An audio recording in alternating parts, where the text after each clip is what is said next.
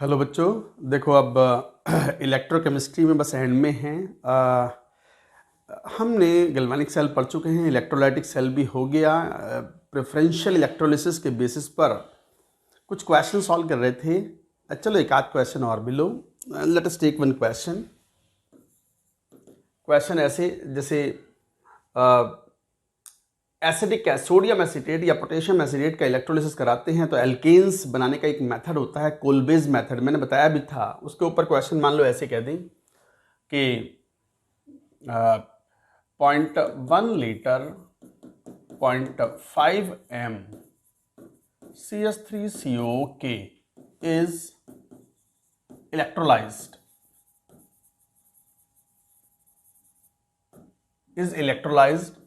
till all CH3COA is exhausted।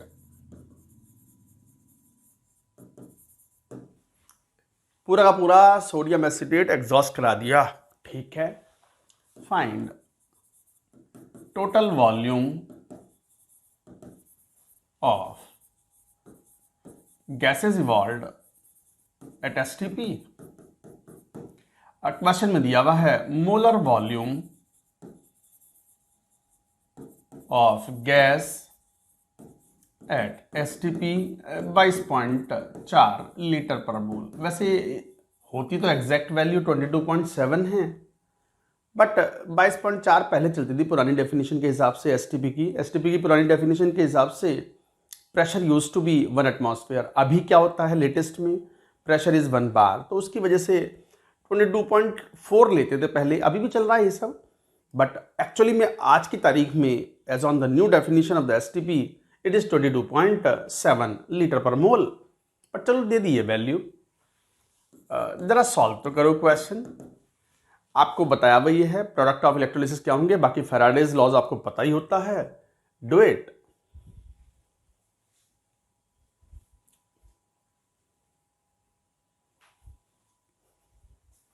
देखिए question को, CH3CONA, अगर हम कैथोड की बात करें तो K+ का तो रिडक्शन होता नहीं है, तो वाटर का रिडक्शन होगा, और वाटर का रिडक्शन होता है तो क्या मिलता है, H2 gas plus 2 electron 2 OH minus.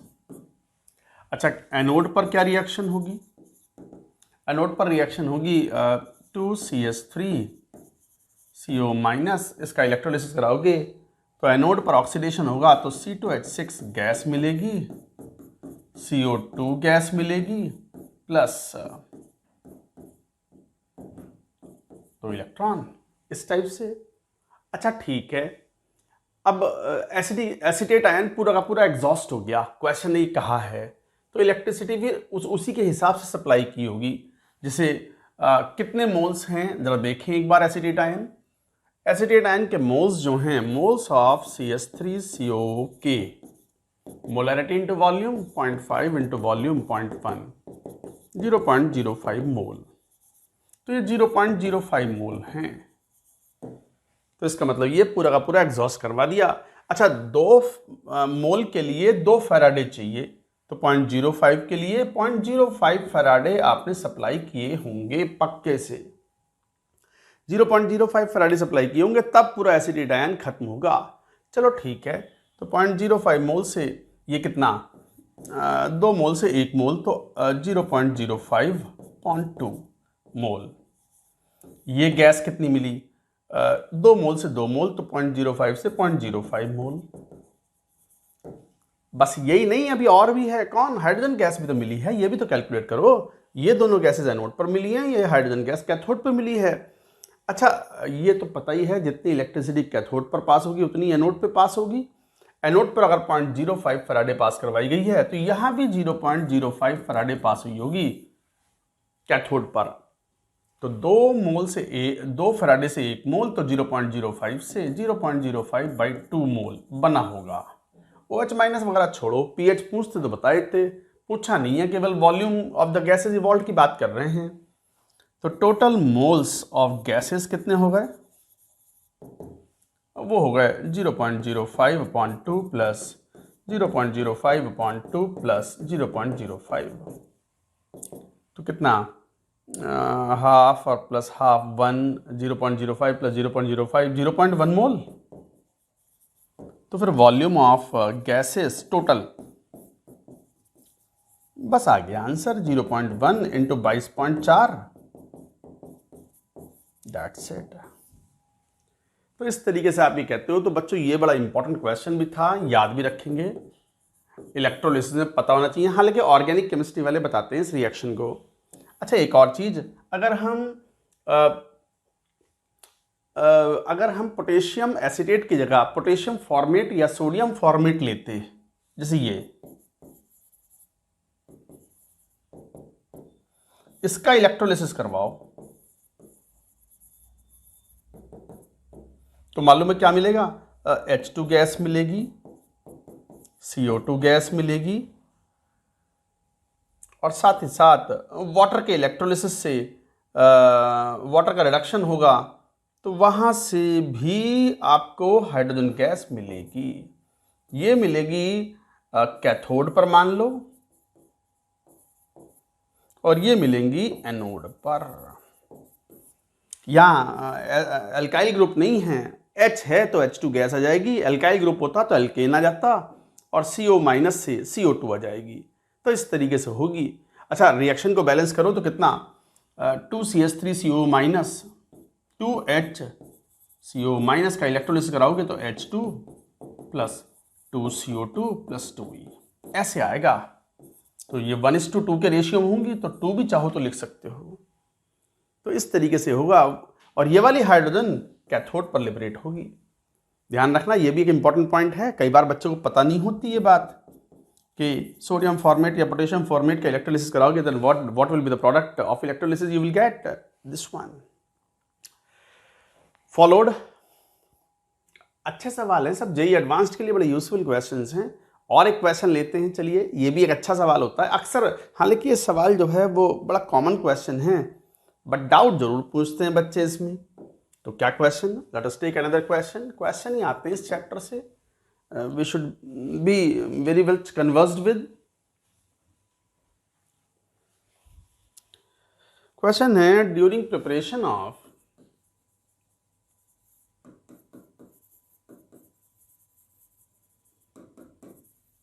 H2S2 acid, H2S2O8, Marshall's acid,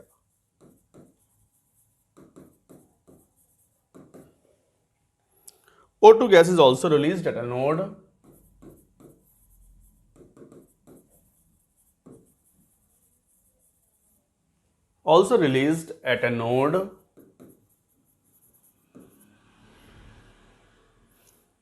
as byproduct। By product का मतलब मेन प्रोडक्ट तो वही मार्शल एसिड था, बट साथ में O2 गैस भी मिल गई। ठीक है। What are the number of moles of Marshall acid produced?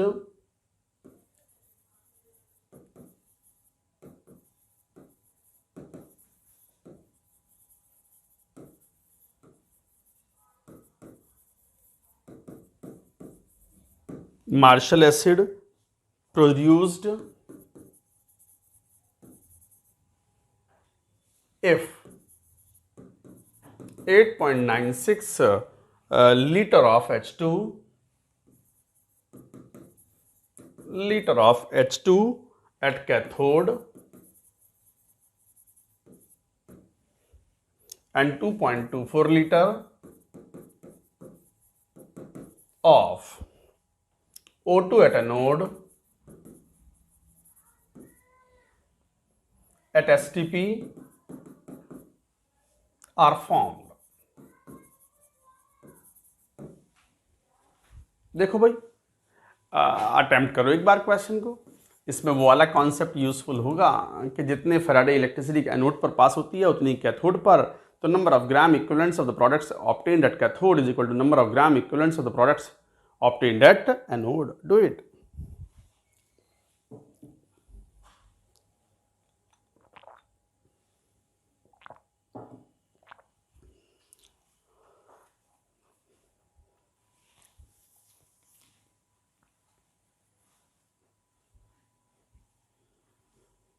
देखेंगे इस क्वेश्चन को। अब ये प्रिपेयर कर रहे हैं O2 इज ऑल्सो प्रोड्यूस्ड, तो इसका मतलब एनोड पर क्या क्या मिला? एनोड पर मिला है H2S2O8 एंड O2। और कैथोड पर क्या मिला?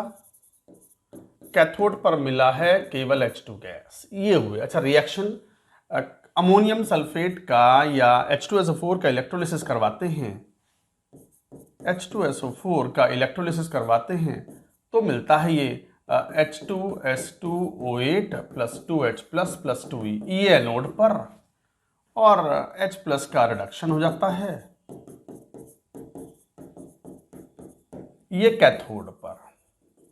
ये कॉमन रिएक्शंस होती हैं एनोड पर। कंसंट्रेट लेते हैं, ये बताया भी था मैंने। कॉन्सेंट्रेट H2SO4 का इलेक्ट्रोलिसिस कराओ या अमोनियम सल्फेट का इलेक्ट्रोलिसिस कराओ तो finally you get marshals acid या पेरोक्सो डाइसल्फ्यूरिक एसिड, और H प्लस का रिडक्शन से H2 गैस मिल गई कैथोड पर।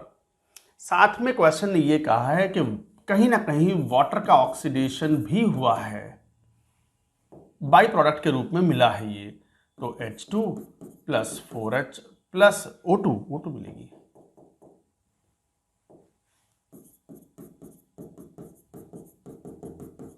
फोर इलेक्ट्रॉन ये भी मिला है, तो O2 भी मिला है और ये भी मिला है, तो इलेक्ट्रिसिटी पहले रिएक्ट यहाँ भी गई है, यहाँ भी गई है, तो इसका मतलब कैथोड पर जितनी इलेक्ट्रिसिटी गई है एनोड पर उतनी ही। तो इसका मतलब number of gram equivalents of H2O plus number of gram equivalents of H2S2O8 ये वाला इज इक्वल टू कैथोड पर केवल एक ही प्रोडक्ट मिला है H2, तो number of gram equivalents of H2 produced. बस अब सॉल्व कर लो। अच्छा, क्वेश्चन में वैलेंसी फैक्टर ऑफ हाइड्रोजन साफ दिखाई पड़ता है 2। Valency factor of oxygen in reaction पहले भी बता चुके हैं 4। और valency factor of Marshall acid साफ दिखाई पड़ता है, 1 मोल के लिए 2 फैराडे चाहिए, वैलेंसी फैक्टर 2। तो हमें क्या चाहिए? Number of gram equivalents of कौन? O2 लेना था यहाँ, H2O नहीं।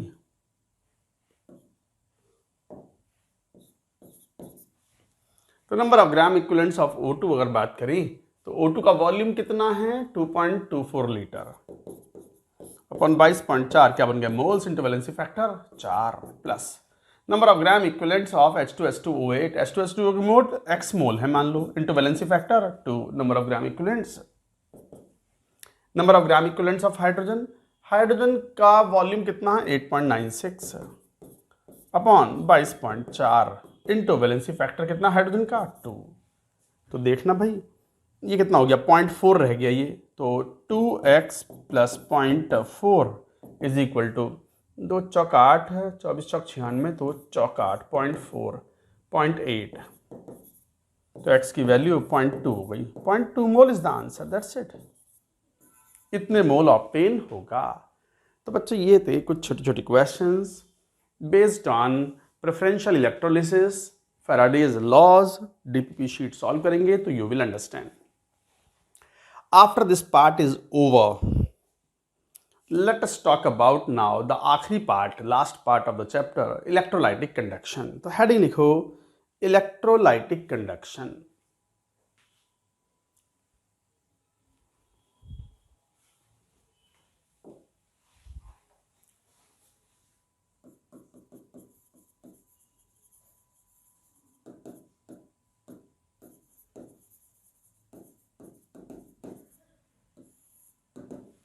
वो नाम से मालूम पड़ रहा है, कंडक्शन मतलब movement of charge. Movement of charge कई तरीके से हो सकता है, जैसे वायर के अंदर इलेक्ट्रिकल वायर होते हैं, ये जो जैसे वायर है यहाँ पर ट्यूबलाइट चल रही हैं, ट्यूबलाइट को कनेक्शन जो है वो स्विच से है, स्विच ऑन करा तो इलेक्ट्रिसिटी फ्लो करती है, मूवमेंट ऑफ इलेक्ट्रॉन्स के कारण होता है ऐसा। तो इलेक्ट्रॉन्स डू मूव, और इलेक्ट्रॉन क्या है? नेगेटिव चार्ज है, तो चार्ज का मूवमेंट चाहे नेगेटिव चार्ज हो या positive charge, movement of the charge is called conduction. तो इलेक्ट्रिकल कंडक्शन का मतलब चार्ज का मूवमेंट। बट यहाँ हम इस मेटालिक कंडक्शन या इलेक्ट्रॉनिक कंडक्शन की बात नहीं कर रहे। इलेक्ट्रॉनिक कंडक्शन मतलब इलेक्ट्रॉन्स का फ्लो। हम बात कर रहे हैं इलेक्ट्रोलाइटिक कंडक्शन मतलब इलेक्ट्रोलाइटिक सॉल्यूशन है या इलेक्ट्रोलाइटिक मोल्टन स्टेट में है, आयंस का मूवमेंट इज इलेक्ट्रोलाइटिक कंडक्शन। तो electrolytic conduction means movement of ions, चाहे वो एक्वस सॉल्यूशन में हो और in molten state, in aqueous solution और इन मोल्टन स्टेट।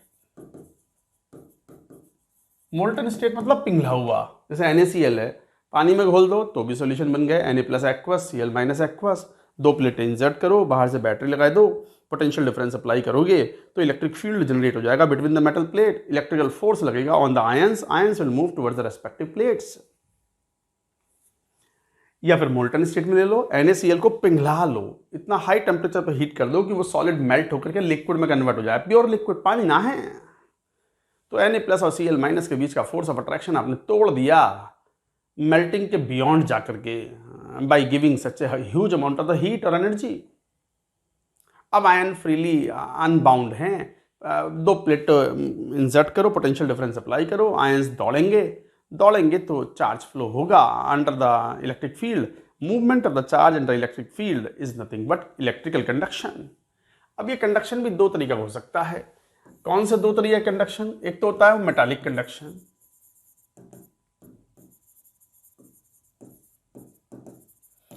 और इलेक्ट्रॉनिक कंडक्शन। एक होता है ये इलेक्ट्रोलाइटिक कंडक्शन, हमारा फोकस इसी पे है।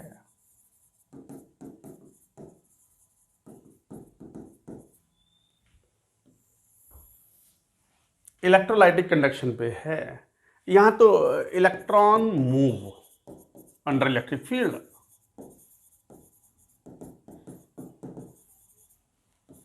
Ions move in solution phase और मोल्टन फेज।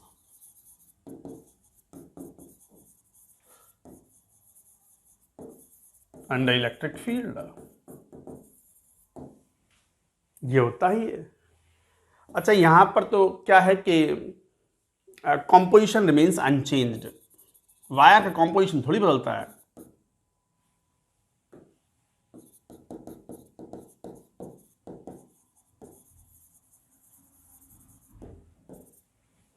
कंपोजिशन मतलब ये मैंने स्विच ऑन करा, वायर है भाई, स्विच ऑफ कर दिया, मान लो काम खत्म हो गया, लाइट बंद करनी है, स्विच ऑफ किया, वायर स्टिल वायर है, कंडक्शन खत्म हो गया, तो कंपोजिशन पे कोई फर्क नहीं पड़ा। इलेक्ट्रोलाइटिक कंडक्शन में जब आयन मूव करते हैं तो इलेक्ट्रोलिसिस हो सकता है।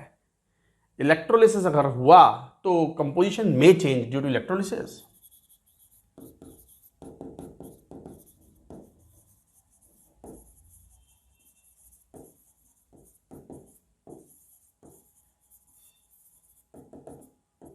इलेक्ट्रोलिसिस की वजह से कंपोजिशन चेंज हो सकता है। अच्छा, depends on temperature, number of valence electrons per metal atom, crystal structure, length, area of cross section of wire, कई चीजों पर डिपेंड करता है कंडक्शन। अच्छा, यहां किस चीज पर डिपेंड करता है? नेचर ऑफ इलेक्ट्रोलाइट,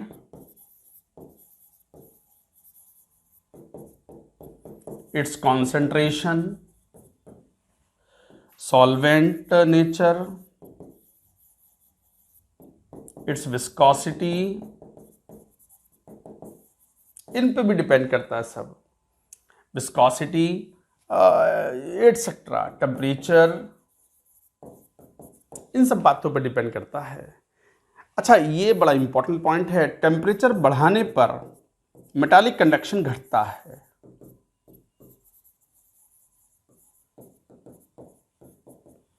टेम्परेचर बढ़ाने पर मेटालिक कंडक्शन घट जाता है। टेम्परेचर बढ़ाओगे वायर का, इलेक्ट्रिकल वायर में इलेक्ट्रॉन्स के फ्लो के कारण, तो एटम्स जो है वाइब्रेट करते हैं, they hinder the movement of electrons movement. तो एक तरीके से मेटालिक कंडक्शन घटता है, यहाँ बढ़ता है। टेम्परेचर बढ़ाने पर क्या होता है, विस्कोसिटी ऑफ मीडियम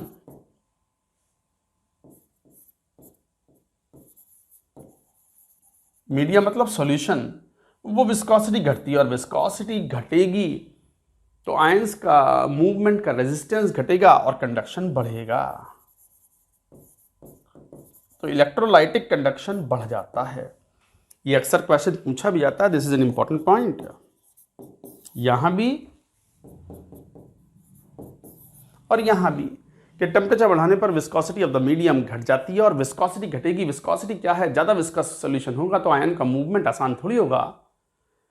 आप अगर पानी में तैर रहे हो तो ठीक है, तैर जाते हो, हवा में दौड़ते हो, विस्कोसिटी बहुत कम है, पानी में उतनी तेज थोड़ी दौड़ पाते हो, रेजिस्टेंस होता है पानी का।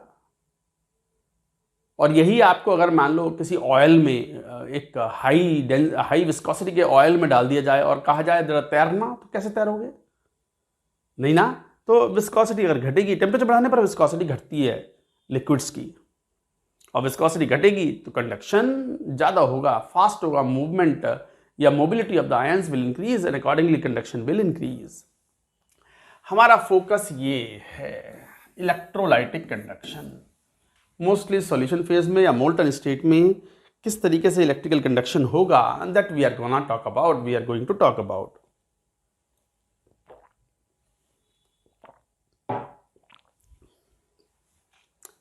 कुछ टर्म यूज करते हैं हम, रेजिस्टेंस क्या होता है, रेजिस्टिविटी क्या होता है, कंडक्टिविटी क्या होता है, मोलर कंडक्टिविटी क्या होता है, इक्विवेलेंट कंडक्टिविटी क्या होता है। इनके ऊपर डेफिनेशंस के ऊपर भी क्वेश्चंस पूछे जाते हैं। लिखो पहले यहां तक की बात।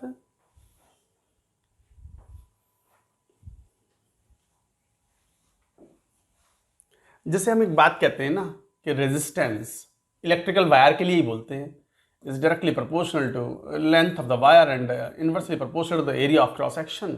और यहाँ पर एक proportionality constant रोल लेते हैं जिसे हम बोलते हैं resistivity। So this is resistance and this is resistivity। Resistance को हम ओम या ये सिंबल ले लेते हैं और ये रेजिस्टिविटी क्या हो जाएगी, फिर रेजिस्टिविटी हो जाएगी ए उधर आ गया एल ओम सेंटीमीटर और ओम मीटर, इस टाइप से ये यूनिट होंगी इनकी। अब मान लो इसको मैं रेसिप्रोकल ले लूँ, 1/r is equal to 1/ρ into A upon L, और इसको उल्टा कर लूँ तो 1/ρ is equal to 1/r into L upon A. 1/ρ जो रेजिस्टिविटी का जो रेसिप्रोकल है दैट इज कॉल्ड कंडक्टिविटी।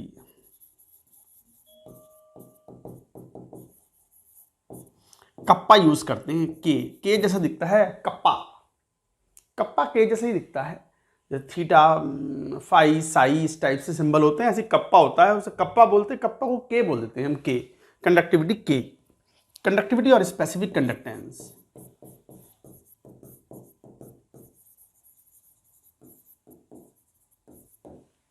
और 1/r जो है उसे बोलते हैं हम कंडक्टेंस,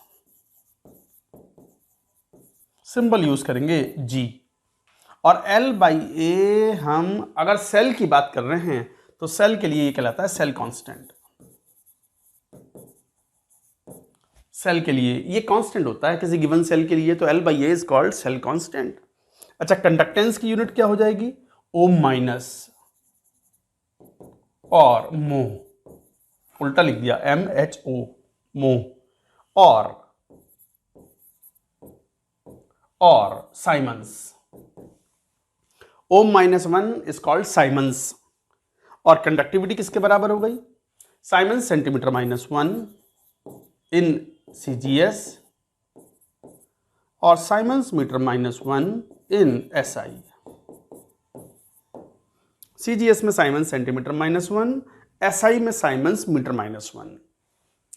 इसी पूरी की इक्वेशन को, इसका मतलब फॉर्मूला ऐसा बन गया, कप्पा के इज इक्वल टू, के की यूनिट है ये कंडक्टिविटी की यूनिट है, ये कंडक्टेंस की यूनिट है, तो K is equal to G into L upon A. बहुत ही यूजफुल सा फॉर्मूला है ये। अब कई बार वायर में तो समझ में आता है कि sir L is the length of the wire, A is the area of cross section, but हम इलेक्ट्रोलाइटिक सॉल्यूशन वाले केस में या मोल्टन सॉल्यूशन के केस में हम कैसे लेंगे? तो देखो ऐसे लेंगे।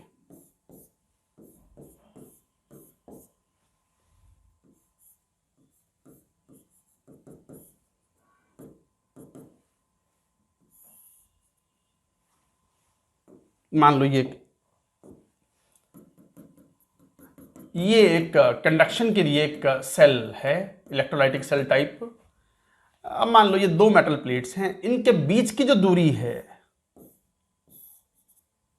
ये L है और area of cross section A है। तो इस तरीके से डिफाइन करते हैं। दो metal plate parallel plates, two parallel plates, उनके बीच का जो सेपरेशन है, तो separation between two parallel plates.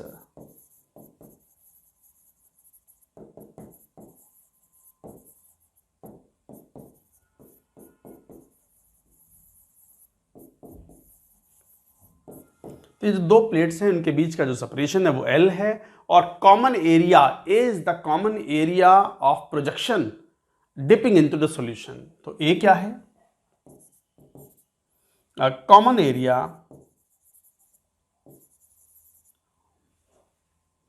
Common projected area area of plate, कोई भी एक प्लेट का, डिपिंग इनटू सॉल्यूशन।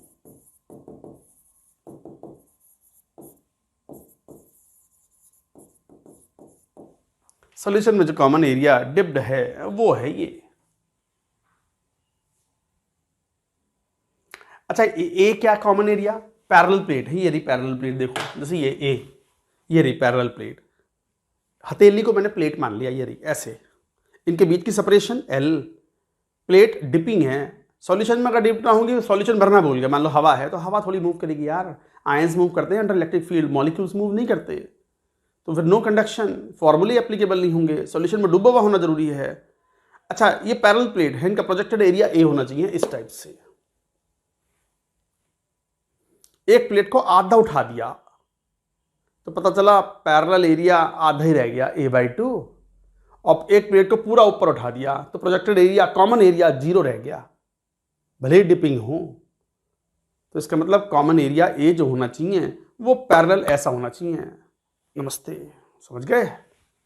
तो इस तरीके से कॉमन एरिया A है। एक प्लेट को आधा उठा दो तो पता चला आधा ही कॉमन एरिया प्रोजेक्ट होगा। इधर से देखूंगा मैं यूं तो पता चला जो कॉमन एरिया है वो A/2 ही रह जाएगा, जिसके बीच में इलेक्ट्रिक फील्ड जनरेट होगी, इलेक्ट्रिक फील्ड लाइंस जनरेट होंगी, इलेक्ट्रिकल फोर्स लगेगा। जहां इलेक्ट्रिकल फोर्स है वहीं पर आयंस का मूवमेंट होगा और इलेक्ट्रिकल फोर्स इनके बीच में जनरेट होगा। पीछे ना, यहाँ पीछे तो कुछ रह गया ना, यहाँ कोई इलेक्ट्रिकल फोर्स ना है। बट हम तो मान के चल रहे हैं कि प्लेटें बिल्कुल एक्सट्रीम राइट में होती हैं, तो एंटायर बीच में जो भी सॉल्यूशन है that will undergo the force of attraction towards the respective plate for ions. तो ये L और A समझने वाला है। और L/A सेल कांस्टेंट होता है, जिसकी यूनिट होती है सेंटीमीटर-1 और मीटर-1, सेल कांस्टेंट। अच्छा, ये सेल कांस्टेंट इसलिए बोलते हैं क्योंकि जनरली ये प्लेटें वेल वेल्डेड होती हैं, फिक्स्ड होती हैं और सॉल्यूशन ऊपर तक भरा हुआ होता है। तो एरिया प्लेटों का फिक्स है, उनके बीच का सेपरेशन भी वेल्डेड है, वो फिक्स्ड हैं अपनी जगह पर। तो L/A is constant, that's why it is called cell constant, जिसकी यूनिट सेंटीमीटर-1 या मीटर-1 है। अब कई बार बात आती है कि कंडक्टिविटी डिफाइन कैसे हो। यहां तक की बात एक बार जरा नोट करो।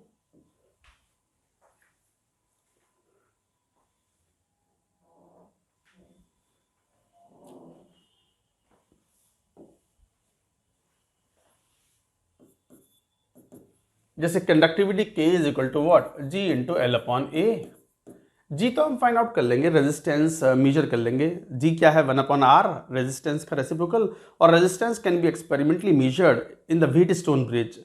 फिजिक्स में पढ़ते हो आप कि विद नो गैल्वेनोमीटर डिफ्लेक्शन और रीडिंग, जो भी R1/R2 is equal to R3/R4 एक रेजिस्टेंस, हम नॉन रेजिस्टेंस की वैल्यू फाइंड आउट करते हैं व्हीटस्टोन ब्रिज से। बिल्कुल वही तरीका यहाँ भी है कि ले जाएंगे वो सेल, इलेक्ट्रोलाइटिक सेल पूरा कनेक्ट कर देंगे as a unknown resistance, R आ जाएगा और R आ गया तो 1/R is nothing but G आ गया, L/A पहले से पता है। तो conductivity we can measure for the solution.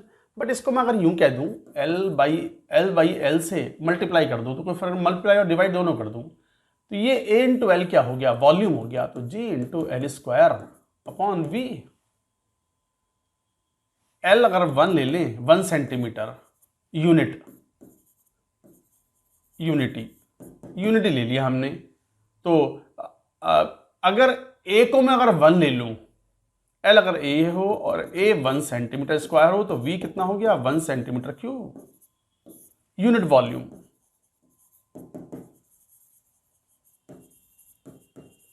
तो परिभाषा क्या हो गई, इस in that case J becomes equal to K kappa becomes equal to G।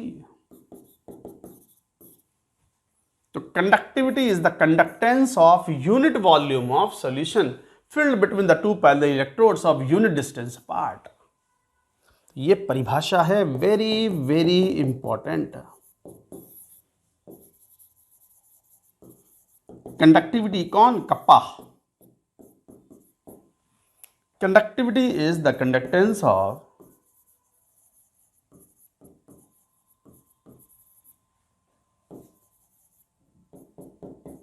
unit volume of solution। Conductivity is the conductance of unit volume of solution filled between two parallel electrodes of unit distance apart।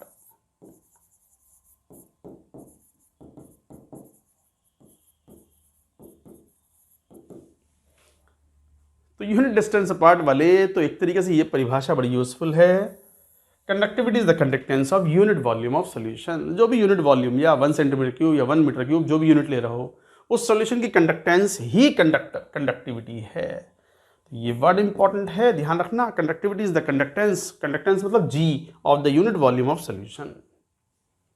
और conductivity cell में हम Wheatstone bridge द्वारा major कर लेते हैं।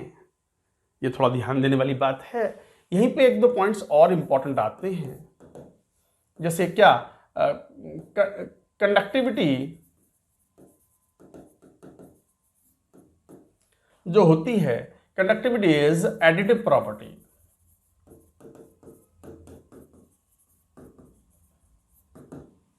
अगर solution में कई सारे इलेक्ट्रोलाइट हैं तो K total is equal to K1 plus K2 plus K3 and so on, plus K water भी है, मान लो एक्वस सॉल्यूशन है। कंडक्टिविटी जो है वो एडिटिव प्रॉपर्टी है। एडिटिव प्रॉपर्टी का मतलब ये हुआ कि पानी है तो उसी कंडक्टिविटी होगी, उसमें KCl सॉल्यूशन मिला दिया, टूट के K प्लस और Cl माइनस में आयनों में टूट गया तो कंडक्टिविटी और बढ़ गई, KCl कंट्रीब्यूशन और आ गया। NaCl घुल दिया, उसका भी कंट्रीब्यूशन बढ़ गया। बेरियम क्लोराइड और घुल दिया, उसका भी कंट्रीब्यूशन घुल गया। तो conductivity is the additive property. जितने भी इलेक्ट्रोलाइट्स होंगे सभी का कंडक्टिविटी या कंट्रीब्यूशन सम अप हो जाएगा। कंडक्टिविटी को हम यूं भी कह सकते हैं कि G total into L upon A. L upon A एक ही कंडक्टिविटी सेल में है तो L बाई ए तो सेम ही होगा। तो G1 into L upon A plus G2 into L upon A plus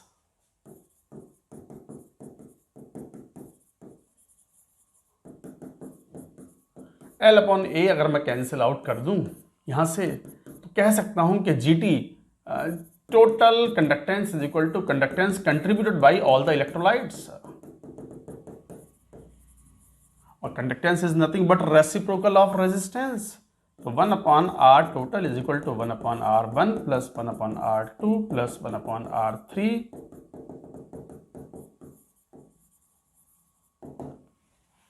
ये क्या शो कर रहा है, as if the various electrolytes are connected in parallel। various electrolytes in solution are connected in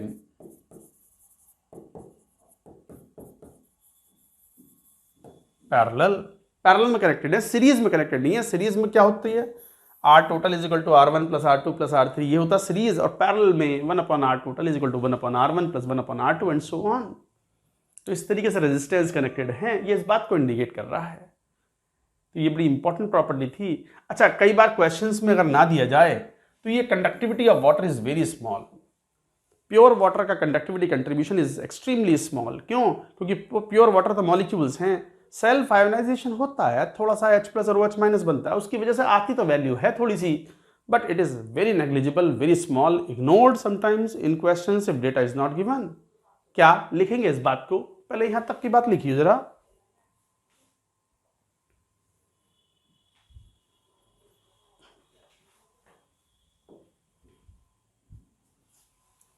क्या दूसरा पॉइंट? दूसरा पॉइंट यही है कि conductivity of water is very small. Pure water is very small for pure water due to extremely low self ionization. So this is ignored in numerical questions.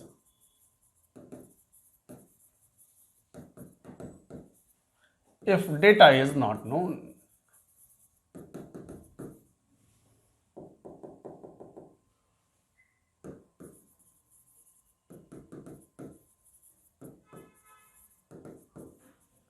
Question में अगर data ना दिया हो conductivity of water का, तो हम KCl, NaCl इस तरह के इलेक्ट्रोलाइट से कंपैरिजन में कंडक्टिविटी ऑफ वाटर को इग्नोर कर सकते हैं। ये इस तरीके से बोला जाता है। जैसे कई बार ये प्रॉपर्टी इसलिए काम आती है, कोई ये कह दे कि find conductivity contributed bye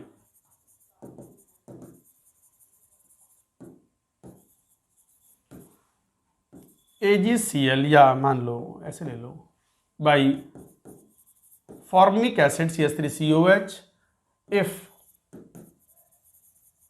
conductivity of 0.1 m HCOH aqueous solution is 10 to the power minus 6 Siemens centimeter minus 1. Conductivity of pure water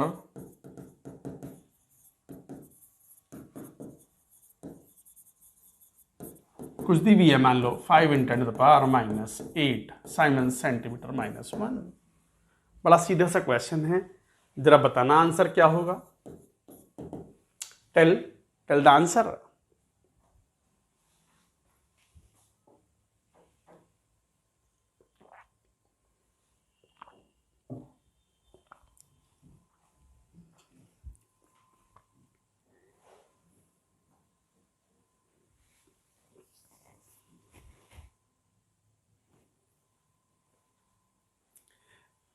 पूछ रहे हैं कि भाई देर बता रहा है कि 0.1 m एसिड फॉर्मिक एसिड के एक्वस सॉल्यूशन की कंडक्टिविटी 10 की पावर -6 साइमन सेंटीमीटर -1 है। तो बताओ फॉर्मेट आयन की कंडक्टिविटी क्या होगी? तो K ऑफ HCOH का contribution plus K of water, यही तो होगा K ऑफ HCOH एक्वस। तो इसका मतलब ये पूछ रहे हैं हमसे कि conductivity of HCOH would be equal to कितना? सॉल्यूशन की कंडक्टिविटी कितनी है? 10 की power -6 minus 5 × 10 to the power -8। तो कितना? 100 × 10 to the power -8 ले लो तो 95 10 to the power -8, 9.5 × 10 to the power -7 Siemens centimeter -1 और ओम -1 सेंटीमीटर -1। तो this is how we find out the conductivity contribution of formic acid. इस तरीके से ये बात हम कहते हैं। अच्छा, साथ में कई बार ऐसे भी फॉर्मूला यूज करते हैं, दो सॉल्यूशंस को मिक्स कर दो तो कंडक्टिविटी उनकी ऐड हो जाती है। ऐसे नोट करके लिख सकते हो इस बात को भी।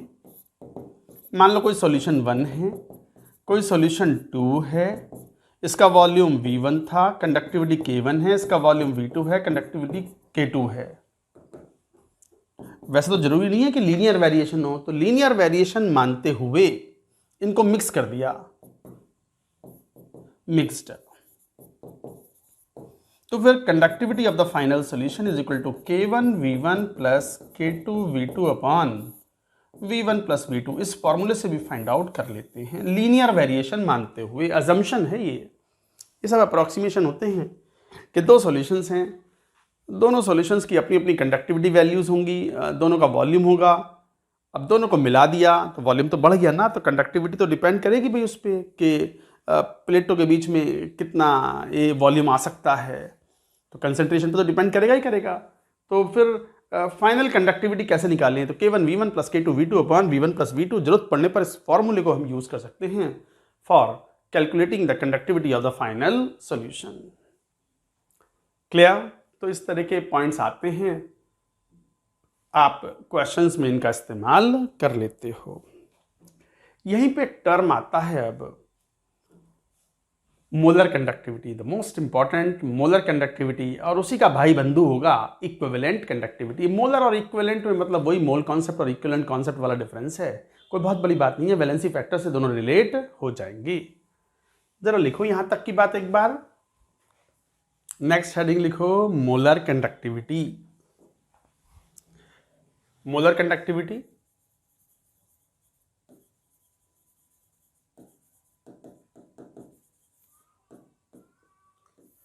और मोलर कंडक्टेंस।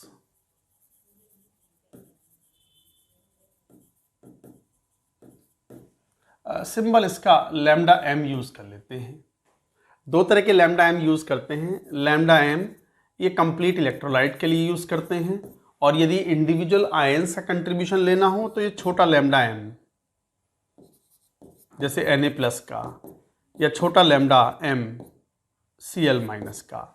अच्छा, M stands for molar, molar conductivity या मोलर कंडक्टेंस एक ही बात होती है। तो ये दो अलग अलग टाइप के सिंबल हम यूज करते हैं, एक ये बड़ा लैम्डा, ये छोटा लैम्डा। खैर ये तो सब रिप्रेजेंटेशन का वो है क्या ये मोलर कंडक्टिविटी? नाम से मालूम पड़ रहा है मोलर। मोलर कंडक्टिविटी मतलब conductance of 1 mole of electrolyte solution. Molar mass 1 मोल का मास, मोलर वॉल्यूम 1 मोल का वॉल्यूम, मोलर एंथैल्पी 1 मोल की enthalpy, molar conductivity 1 mole electrolyte present हो सॉल्यूशन के अंदर, उस सॉल्यूशन की कंडक्टेंस को बोलते हैं मोलर कंडक्टिविटी। तो it is the conductance of solution which contains 1 mole of electrolyte। 1 mole electrolyte जिसके अंदर प्रेजेंट हो, 1 mole of electrolyte filled between 2 parallel electrodes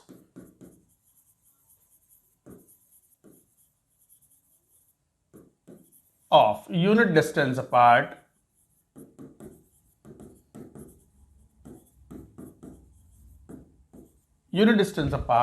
and large enough to accommodate complete volume।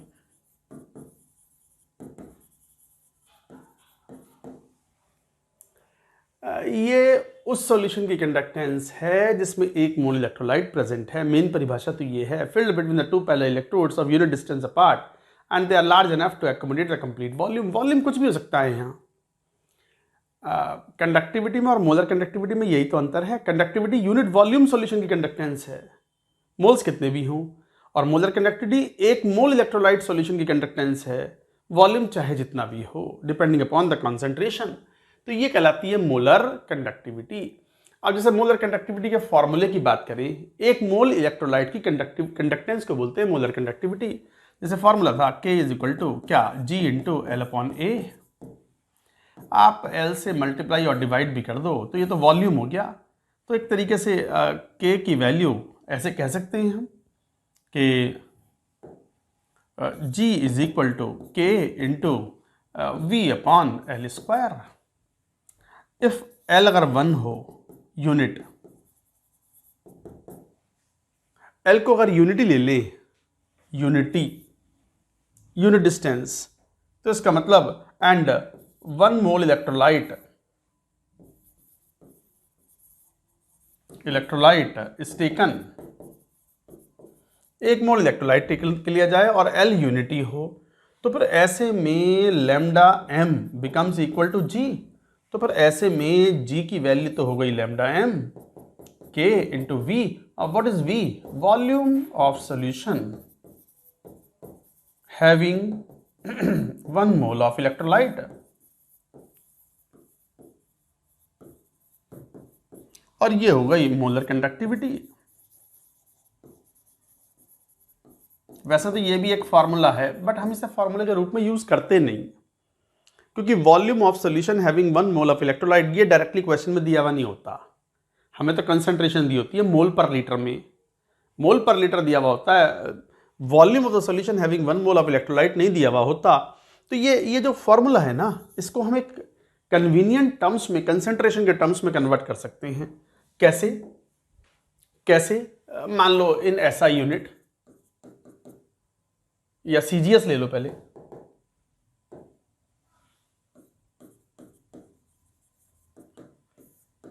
मान low concentration of solution सी मोल पर litre है, ये दिया हुआ solution का। ये टर्म बहुत कॉमन होता है, कंसेंट्रेशन दी जाती है, तो इसका मतलब 1 लीटर के अंदर, 1 लीटर मतलब 10 to the power -3 centimetre cube solution के अंदर सी मोल है इलेक्ट्रोलाइट के। तो इसका मतलब यू या फिर यू कह दो, ऐसे बोलो,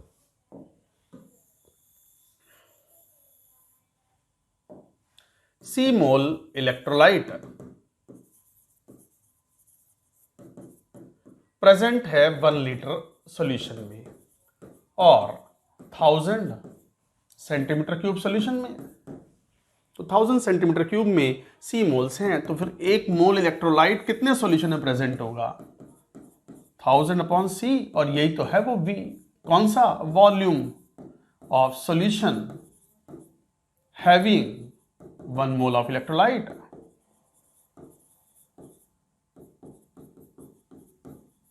हालांकि ये डेरिवेशन इतना इंपॉर्टेंट नहीं है, जो फॉर्मूला आएगा बस वही काम आएगा जहां तहां चैप्टर में, वेरी इंपॉर्टेंट करके।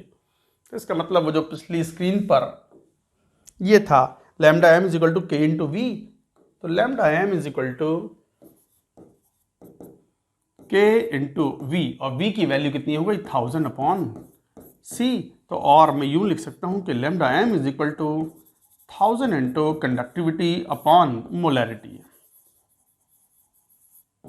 ये है फॉर्मूला, वेरी इंपॉर्टेंट, याद कर लो। इन सीजीएस यूनिट मतलब सीजीएस यूनिट का मतलब ये हुआ कि जो के है वो हो गया, के की यूनिट क्या हो गई? Simons centimetre -1। सीजीएस में है ना, तो फिर लैम्डा एम भी कितना हो गया? Simons centimetre square mole -1। Molarity तो मोल पर लीटर में ही लेनी है, तो इस तरीके से ये एक्सप्रेशन आएगा, साइमन सेंटीमीटर स्क्वायर मोल -1। ये हुआ सीजीएस। एसआई यूनिट में क्या होगा? इन एसआई यूनिट, एसआई यूनिट में क्या बोलोगे? कॉन्सेंट्रेशन दी हुई है सी मोल पर लीटर, बिल्कुल वही लॉजिक। क्या लॉजिक? सी मोल इलेक्ट्रोलाइट प्रेजेंट हैं 1 लीटर में। 1 लीटर मतलब कितने मीटर क्यूब? और 10 की पावर -3 मीटर क्यूब। तो इसका मतलब 1 मोल इलेक्ट्रोलाइट कितने में होगा? 1/1000 इंटू सी। यही तो है वो वी, वॉल्यूम मीटर क्यूब पर मोल, मतलब वो वॉल्यूम सॉल्यूशन का which contains 1 mole of electrolyte in metre cube. तो इसका मतलब वापस से एक्सप्रेशन क्या आ गया? Lambda M is equal to 1000 का फैक्टर नीचे आ गया, तो के अपॉन 1000 इंटू मोलैरिटी। ये फॉर्मूला है इन एसआई यूनिट, ये फॉर्मूला था इन सीजीएस यूनिट, जहां पर के की यूनिट क्या होगी? साइमन्स मीटर -1, और मोलर कंडक्टिविटी की यूनिट हो जाएगी साइमन्स मीटर स्क्वायर मोल -1। एक बात का बहुत खास ध्यान रखना, फॉर्मूले यही यूज करने हैं आपको। इससे पहले जो प्रीवियस स्क्रीन पर फॉर्मूला था, इसका तो कतई यूज मत करना, आप फंस जाओगे, क्योंकि क्वेश्चन में कंसंट्रेशन मोल पर लीटर में दी हुई है और यूनिट कन्वर्जन में कहीं ना कहीं गड़बड़ कर ही देते हो आप लोग। तो अगर CGS में फॉर्मूला अप्लाई कर रहे हैं, साइमन्स पर सेंटीमीटर अगर हम कंडक्टिविटी ले रहे हैं तो 1000 का फैक्टर ऊपर आएगा, और साइमन्स मीटर -1 कंडक्टिविटी ले रहे हैं और लैम्डा m फाइंड आउट करना चाहते हैं तो 1000 का फैक्टर नीचे आएगा। कंडक्टिविटी और मोलर कंडक्टिविटी में ये रिलेशन है। अच्छा, जैसे एक परिभाषा होती है मोलर कंडक्टिविटी की, ऐसी एक परिभाषा होती है इक्विवेलेंट कंडक्टिविटी की। लिखो यहां तक की बात एक बार पहले जरा।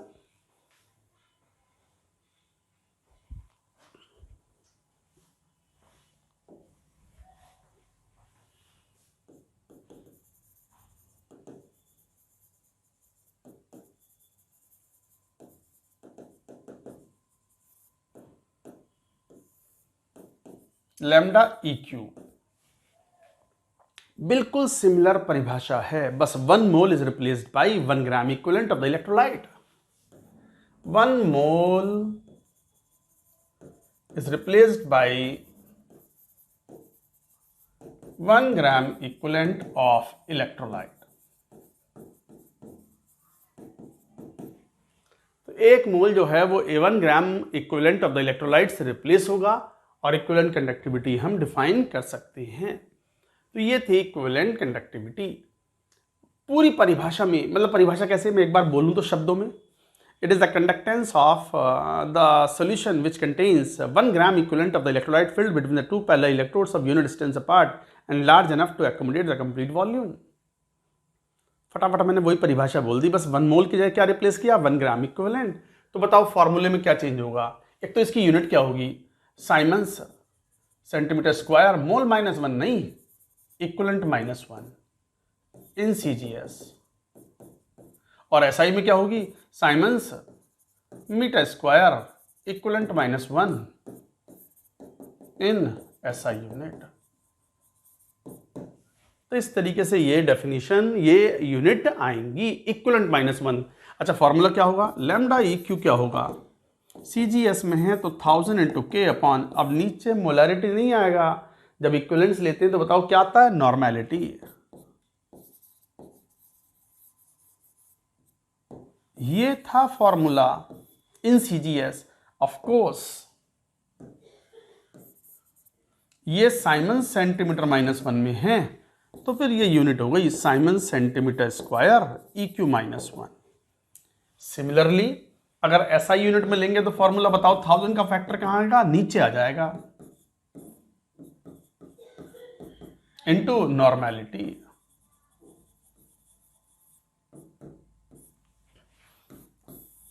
ये फॉर्मूला है। अब K जो है वो साइमन्स मीटर -1 में है, SI यूनिट में है, तो बताओ यूनिट क्या होगी इसकी, साइमन्स मीटर स्क्वायर EQ -1, मोल -1 नहीं, इक्विवेलेंट -1। अच्छा, रिलेशन क्या होगा मोलरिटी और नॉर्मेलिटी का, तो एक बात तो पता है, lambda EQ upon lambda M।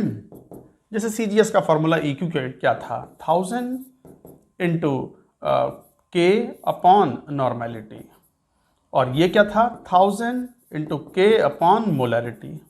ये तो कैंसिल आउट हो गए, मोलरिटी अपॉन नॉर्मेलिटी, और नॉर्मेलिटी क्या होती है, मोलरिटी इंटू वैलेंसी फैक्टर। साफ दिखाई पड़ता है कि equivalent conductivity is equal to molar conductivity upon valency factor. Equivalent conductivity of a substance is equal to the molar conductivity upon valency factor. Valency factor कैसे find out करते हैं किसी electrolyte का, तो वैलेंसी फैक्टर ऑफ इलेक्ट्रोलाइट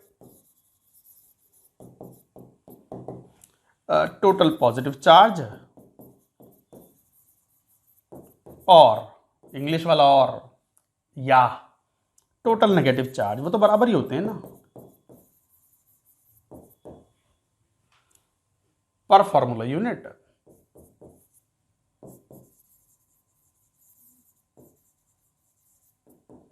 जैसे example बताओ, NaCl का valency factor क्या होगा, 1। क्यों, कैटायन कौन है, Na+, 1 यूनिट चार्ज, एनायन कौन है, Cl-, 1 यूनिट चार्ज, तो वैलेंसी फैक्टर 1। बेरियम सल्फेट या बेरियम क्लोराइड का वैलेंसी फैक्टर कितना, 2। अच्छा, एल्यूमिनियम सल्फेट का वैलेंसी फैक्टर कितना, 3 नहीं 6 ना एक एल्यूमिनियम पर 3 यूनिट चार्ज है, मगर 2 एल्यूमिनियम है पर फॉर्मूला यूनिट। तो 2 एल्यूमिनियम पर चार्ज कितना हुआ? 6 पॉजिटिव चार्ज। या फिर 3 सल्फेट पर चार्ज कितना हुआ? 6 नेगेटिव चार्ज। प्लस माइनस नहीं होते, valency factor is just a number. तो 6, वैलेंसी फैक्टर इज 6। ये इंपॉर्टेंट था, ध्यान रखना। कई बार बच्चे गड़बड़ कर देते हैं, एल्यूमिनियम सल्फेट का 3 ले लेते हैं। 3 नहीं 6 लेना है। तो equivalent conductivity is equal to molar conductivity upon valency factor. जरूरत पड़ने पर हम क्वेश्चंस को सॉल्व कर सकते हैं। तो ये फॉर्मूले हैं molar conductivity, equivalent conductivity. Conductivity, conductance of unit volume of solution. Molar conductivity, conductance of that solution which contains 1 mole of electrolyte. ये अंतर है। नोट करो पूरी बात। एक आध क्वेश्चन लेते हैं इनकी परिभाषा पे भी।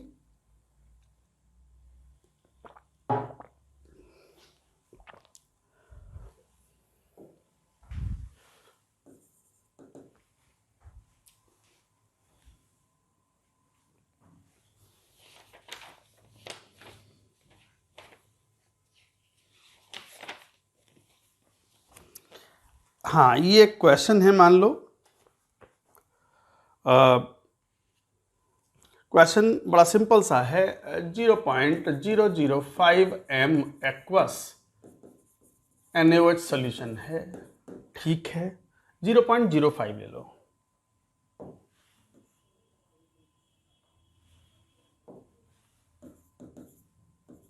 .05 एक्वस NaOH सॉल्यूशन है और एरिया जो दिया है 1 सेंटीमीटर स्क्वायर है और जो लेंथ बिटवीन द प्लेट है वो 50 सेंटीमीटर है। फाइंड रेजिस्टिविटी,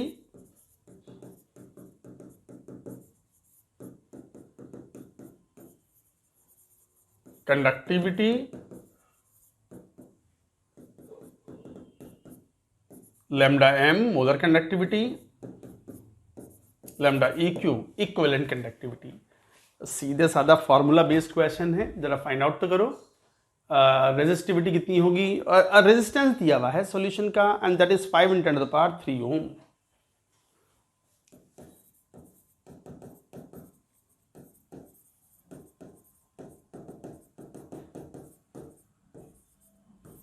करो सॉल्व, गेट द आंसर। देखो क्वेश्चन को। पहले पार्ट में बोल रहे हैं कि रेजिस्टिविटी क्या होता है? फॉर्मूला होता है conductivity K is equal to, बल्कि इस तरीके से बोलते हो आप, resistance is equal to resistivity into L upon A। यही तो था।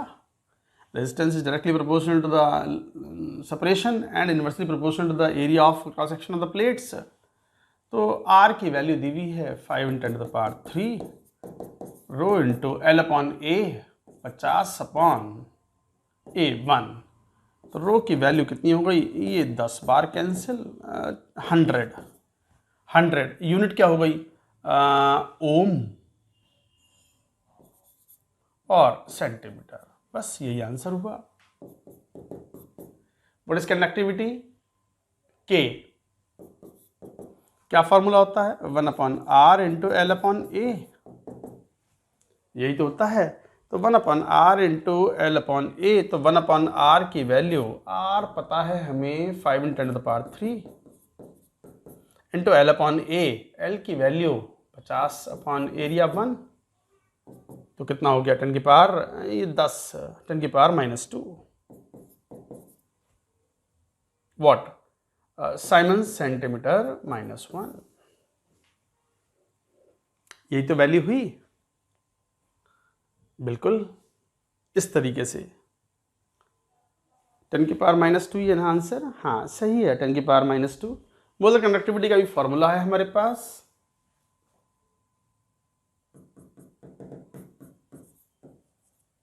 Molar conductivity is what? Molar conductivity is K into 1000 upon molarity. तो K की वैल्यू अभी अभी आई है 10 की पावर -2 इंटू 1000 10 की पावर 3 अपॉन मोलरिटी 5 × 10⁻²। तो 10 2 into 100 200 siemens centimetre square mole -1।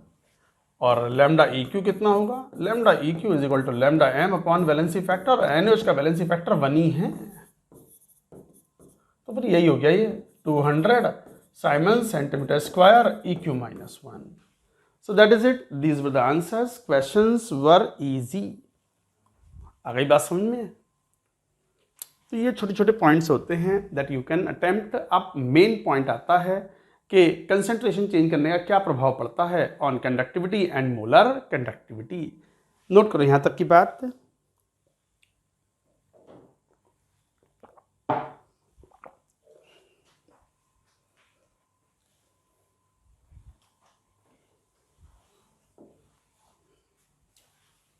Effect of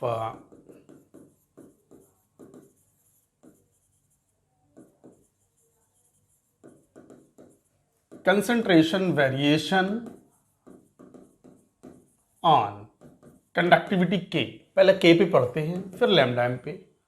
conductivity पे क्या प्रभाव पड़ता है, मोलर कंडक्टिविटी पे क्या प्रभाव पड़ता है, कंसंट्रेशन चेंज करें या डाइल्यूशन चेंज करें। Dilution is the reciprocal of concentration, concentration is the reciprocal of dilution. Dilute करना मतलब डाइल्यूशन, कॉन्सेंट्रेट करना मतलब कंसंट्रेशन बढ़ाना। तो कंसंट्रेशन का उल्टा प्रभाव होता है डाइल्यूशन का प्रभाव, डाइल्यूशन का उल्टा प्रभाव होता है कंसंट्रेशन का प्रभाव। डाइल्यूशन बढ़ा रहे हैं मतलब कंसंट्रेशन घटा रहे हैं, ठीक है। अब देखो effect of concentration variation on conductivity. Conductivity क्या थी, conductivity is the conductance of unit volume of solution. ये परिभाषा बड़ी इंपॉर्टेंट है।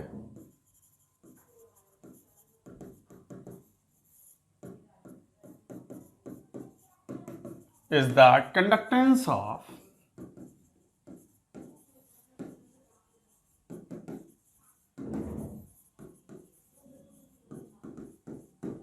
Conductivity is the conductance of unit volume of solution. मान लो मेरे पास 1 लीटर सोल्यूशन है, यूनिट वॉल्यूम बोल दिया मैंने, और कुछ कंसंट्रेशन है सोल्यूशन की 1 m। मैंने सोल्यूशन को डाइल्यूट कर दिया, डाइल्यूशन बढ़ा दिया मतलब कंसंट्रेशन घटा दी। तो मैंने मान लो वॉल्यूम डबल कर दिया पानी मिला करके, तो कंसंट्रेशन तो आधी हो गई, डाइल्यूशन डबल हो गई। तो पता चला वॉल्यूम तो अब डबल हो गया ना, 2 लीटर हो गया। हमें 1 ही लीटर का कंडक्टेंस फाइंड आउट करना है। Conductivity is the conductance of unit volume of solution. तो फिर आधा सॉल्यूशन फेंकना पड़ेगा, तो आधा सॉल्यूशन फेंकोगे तो आधा इलेक्ट्रोलाइट भी तो फेंक गया। आधा इलेक्ट्रोलाइट फेंक गया तो करंट कैरिंग आयंस कम हो गए, तो कंडक्टिविटी घट जाती है। तो कंडक्टिविटी डिक्रीजेस ऑन डाइल्यूशन। तो इसका मतलब कॉन्सेंट्रेशन को घटाओ और डाइल्यूशन ऑफ सॉल्यूशन को बढ़ाओ, एक ही बात है वो, कंसंट्रेशन घटाना या डाइल्यूशन को बढ़ाना। Then number of current carrying ions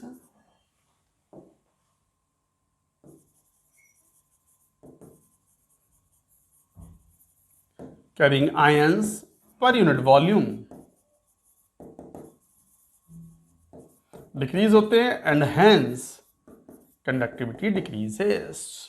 तो सिंपल शब्दों में, और कंसंट्रेशन को अगर घटाओगे और डाइल्यूशन को बढ़ाओगे देन कंडक्टिविटी की वैल्यू घटेगी। बहुत इंपॉर्टेंट है ये। Conductivity is the conductance of unit volume of solution. आपने वॉल्यूम बढ़ा दिया, डबल कर दिया, तो हमें तो कंडक्टिविटी का मतलब conductance of unit volume of solution, तो वॉल्यूम तो डबल हो गया ना, आधा वॉल्यूम फेंकना पड़ेगा तो करंट कैरिंग आयंस भी फेंकने पड़ गए। करंट कैरिंग आयंस घट जाते हैं, current carrying ions per unit volume घट गए तो कंडक्टिविटी भी घट गई। तो कंसंट्रेशन घटाने पर या डाइल्यूशन बढ़ाने पर K की वैल्यू घटती है। This is important.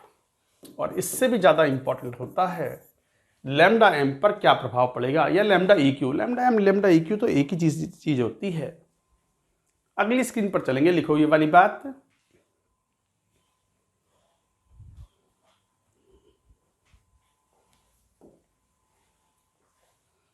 लिखो effect of concentration variation on lambda m और lambda eq। अच्छा, lambda m और lambda eq क्या थी? Conductance of that solution which contains 1 mole of electrolyte. तो lambda m is the conductance, मतलब G of solution having 1 mole of electrolyte. Unit volume नहीं, ऐसा solution जिसमें 1 मोल इलेक्ट्रोलाइट हो, उसकी कंडक्टेंस को हम मोलर कंडक्टिविटी बोलते हैं। अब अगर मैंने सॉल्यूशन को डाइल्यूट किया, मान लो 1 लीटर सॉल्यूशन था, ठीक है, उसके अंदर 1 मोल इलेक्ट्रोलाइट भी था, तो कंसेंट्रेशन कितनी हो गई? 1 मोल पर लीटर, 1 मोलर। मैंने उसमें कंसेंट्रेशन आधी कर दी, मतलब वॉल्यूम डबल कर दिया, पानी मिला दिया, डबल कर दिया वॉल्यूम। इलेक्ट्रोलाइट तो अभी भी 1 मोल ही है, सॉल्यूशन भले ही डबल हो गया, तो होने दो, पूरा डबल वॉल्यूम वाला सॉल्यूशन लेके जाओगे, व्हीटस्टोन ब्रिज में लगाओगे और वहां रेजिस्टेंस मेजर करके आप मोलर कंडक्टिविटी मेजर करोगे। तो डाइल्यूट करने पर अगर वीक इलेक्ट्रोलाइट है तो वीक इलेक्ट्रोलाइट में तो बात समझ में आती है, Ostwald dilution law.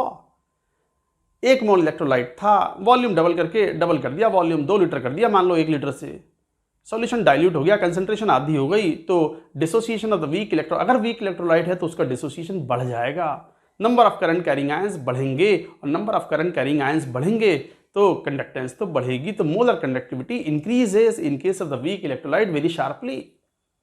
Weak electrolyte की मोलर कंडक्टिविटी बढ़ती है डाइल्यूट करने पर, क्यों? क्योंकि degree of dissociation weak electrolyte का बढ़ेगा तो मोर number of current carrying ions will be produced in the solution and hence molar conductance will increase. तो लिख लें,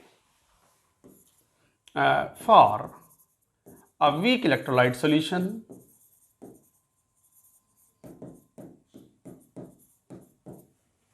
weak electrolyte solution में dilution increase means greater alpha of weak electrolyte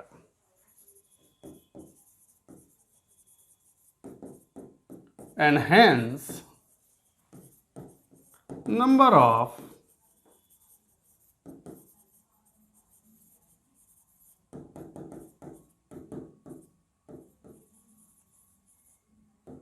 increase, so lambda m increases।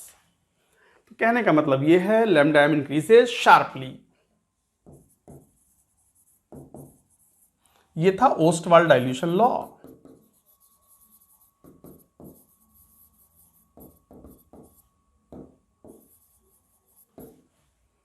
फिर सुनो एक बार, अगर कोई weak electrolyte solution है, डाइल्यूशन बढ़ा रहा है, मतलब कंसंट्रेशन घटा रहे हैं, पानी मिला दिया हमने, तो डाइल्यूट करने पर डिग्री ऑफ डिसोसिएशन अल्फा जो है वीक इलेक्ट्रोलाइट का वो तो बढ़ेगा ना, तो ज़्यादा टूटेगा तो ज़्यादा आयंस बनेंगे सॉल्यूशन के अंदर, और ज़्यादा आयंस बनेंगे तो करंट कैरिंग आयंस बढ़ेंगे, तो molar conductivity will increase sharply.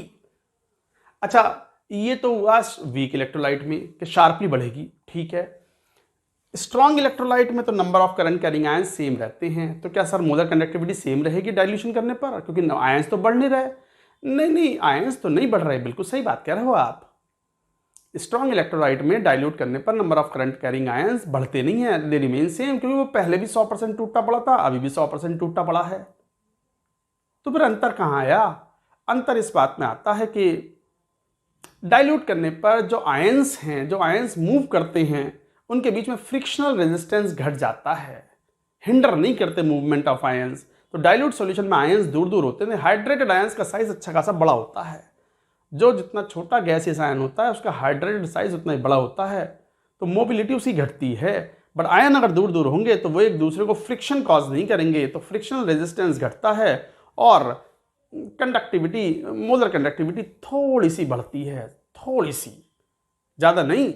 Number of current carrying ions नहीं बढ़ रहा है, इसलिए शार्पली नहीं बढ़ेगी, थोड़ी सी बढ़ती है, बिकॉज फ्रिक्शनल रेजिस्टेंस डिक्रीजेस। तो लिखो, for a strong electrolyte, this is very important question पूछे जाते हैं।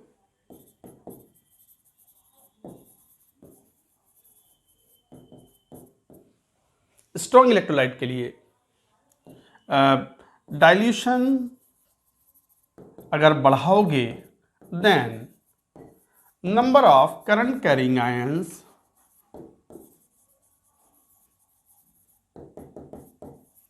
Do not increase, but number of current carrying ions तो नहीं बढ़े, डू नॉट इंक्रीज, नहीं बढ़ते, but frictional resistance of ions moving towards electrodes decreases, and mobility, and hence mobility of ions मतलब cations as well as anions increases. As a result, lambda m increases gradually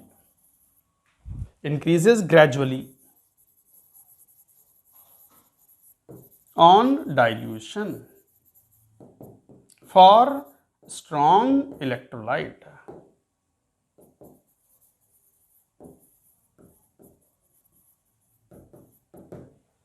तो इसका मतलब चाहे strong electrolyte हो या weak electrolyte हो, solution को dilute करोगे या कंसंट्रेशन घटाओगे तो मोलर कंडक्टिविटी तो बढ़नी है, शार्पली बढ़ेगी फॉर वीक इलेक्ट्रोलाइट, ग्रेजुअली थोड़ा थोड़ा बढ़ेगा फॉर, यहां शार्पली या ग्रेजुअली।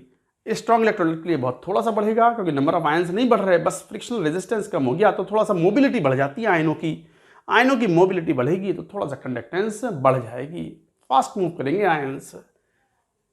इस बात को ग्राफिकली भी शो कर सकते हैं, ये बड़ा इंपॉर्टेंट पार्ट है, इस पे से क्वेश्चन खूब आते हैं।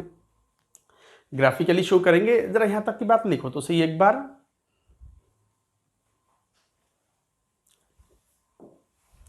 ये ग्राफ है, एनसीईआरटी में बड़े अच्छे से दिया हुआ है ग्राफ,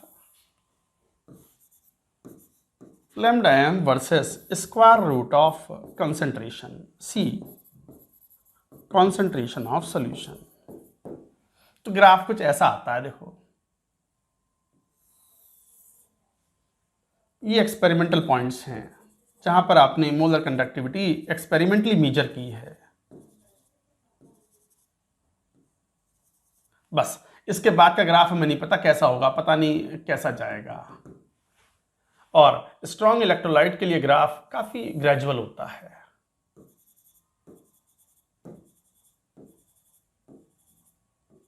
इस ग्राफ को कट मत मारना, वर्टिकल एक्सिस से कट मत मारना इस ग्राफ को, हमें नहीं पता कहां जाके कट करेगा, लीनियर नहीं है ना। ये एक्सपेरिमेंटल पॉइंट्स हैं, this is for strong electrolyte and it follows a mathematical equation lambda m is equal to lambda m naught minus b into root c। इस तरह की इक्वेशन होती है स्ट्रॉन्ग इलेक्ट्रोलाइट के लिए, variation of molar conductivity with concentration. ये week electrolyte के लिए है।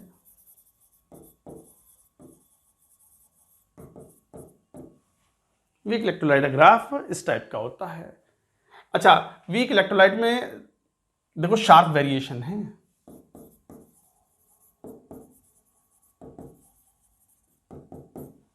ग्रेजुअल वेरिएशन, बहुत ज्यादा वेरिएशन हो नहीं रहा, बट दोनों ही केस में जैसे जैसे डाइल्यूशन कर रहे हो, डाइल्यूशन करना मतलब कंसंट्रेशन घटाना, मतलब राइट से लेफ्ट आ रहे हो, कंसंट्रेशन घटा रहे हो तो मोलर कंडक्टिविटी बड़ी शार्पली बढ़ती है। और स्ट्रॉन्ग इलेक्ट्रोलाइट के लिए बहुत धीरे धीरे बढ़ती है, ऑलमोस्ट कांस्टेंट है, बहुत ज़्यादा वेरिएशन है नहीं, स्लोप को ज़्यादा है नहीं। और ये इक्वेशन जो होती है जिससे स्ट्रॉन्ग इलेक्ट्रोलाइट की मोलर कंडक्टिविटी वेरी करती है, दिस इज कॉल्ड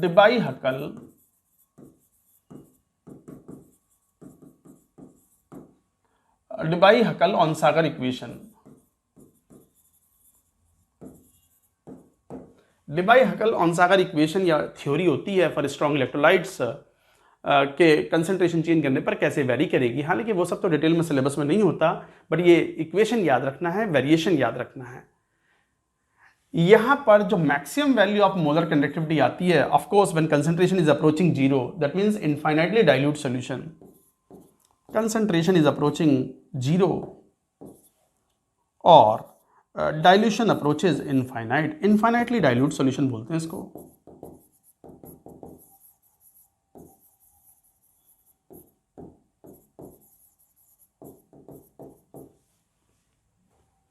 इसे बोलते हैं लिमिटिंग मोलर कंडक्टिविटी। तो ये जो इक्वेशन थी lambda m is equal to lambda m naught minus B root C only for strong electrolyte.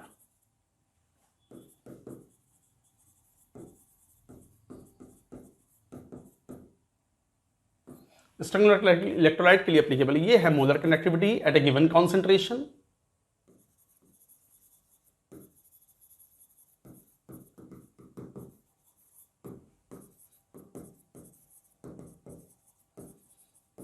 और ये है लिमिटिंग मोलर कंडक्टिविटी।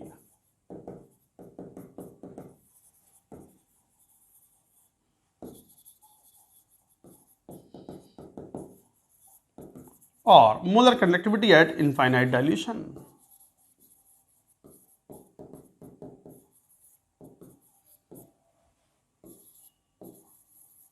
मतलब मैक्सिमम मोलर कंडक्टिविटी है, मैक्सिमम डाइल्यूशन जितना कर सकते तो पानी मिला दिया आपने इनफाइनाइट डाइल्यूट सॉल्यूशन का मतलब कि मोलर कंडक्टिविटी अब बढ़ना बंद हो जाती है and becomes maximum value, so that is called limiting molar conductivity. अच्छा सी तो कंसेंट्रेशन है ही, बी कहलाता है कांस्टेंट है, प्रोपोर्शनलिटी कांस्टेंट। ये कांस्टेंट है which depends on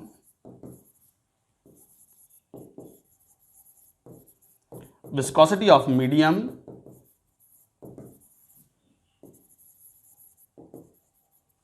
nature of electrolyte,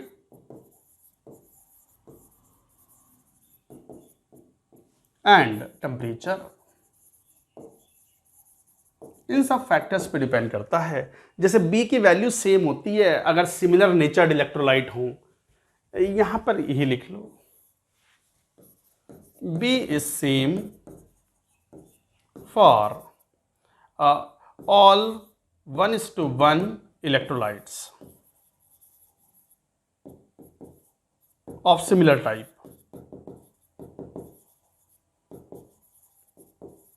जैसे एग्जाम्पल KCl NaCl, और एग्जाम्पल जैसे BaCl2 SrCl2।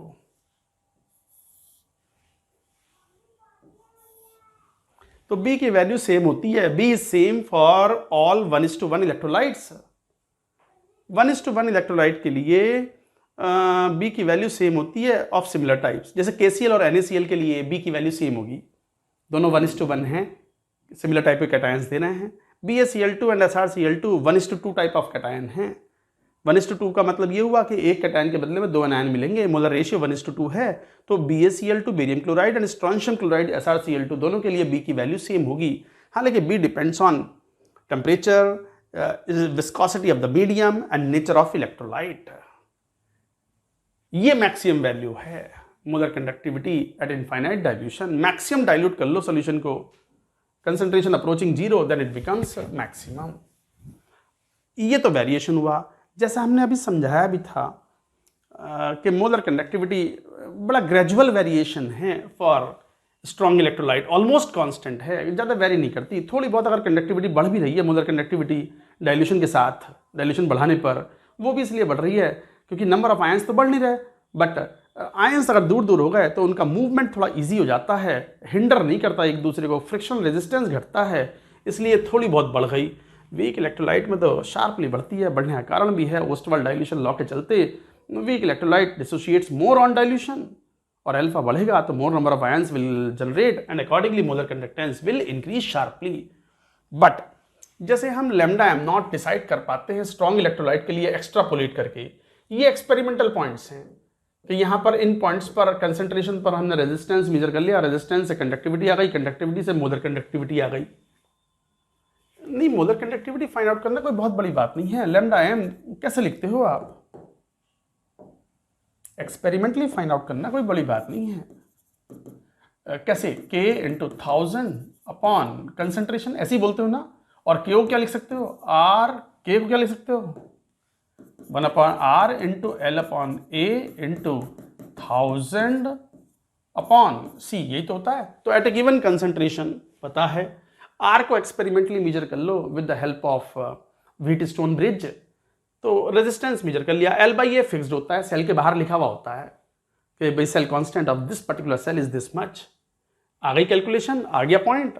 ऐसे ही हम डाइल्यूट करते जाते हैं, फाइंड आउट कर लेते हैं, बट एक लिमिट के बाद में हम एक्सपेरिमेंटली फाइंड आउट नहीं कर पाते।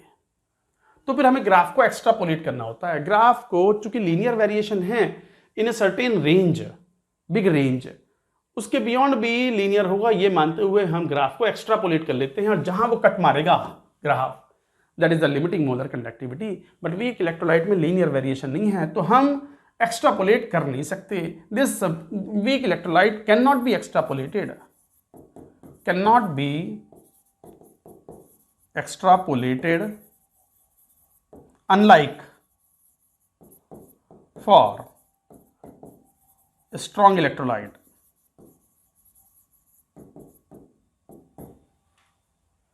So cannot be extrapolated and hence cannot determine lambda m naught for weak electrolyte.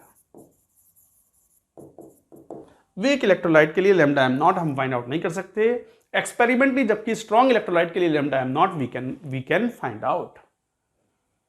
ये एक दिक्कत आती है, और ये दिक्कत दूर की कोलराश साहब ने, और बड़ा फेमस है उनका Kohlrausch law of independent migration of ions. तो ये वेरिएशन तो हमने पढ़ लिया कि मोलर कंडक्टिविटी किस तरीके से वेरी करती है। अच्छा, न्यूमेरिकल क्वेश्चंस में स्ट्रॉन्ग इलेक्ट्रोलाइट का वेरिएशन कंसंट्रेशन के साथ नेग्लिजिबल होता है, तो हम कांस्टेंट मान सकते हैं स्ट्रॉन्ग इलेक्ट्रोलाइट के लिए। इस बात को भी लिख लेते हैं, ये काम आएगा। वेरिएशन बहुत ही स्लो है, लैम्डा एम में be taken constant,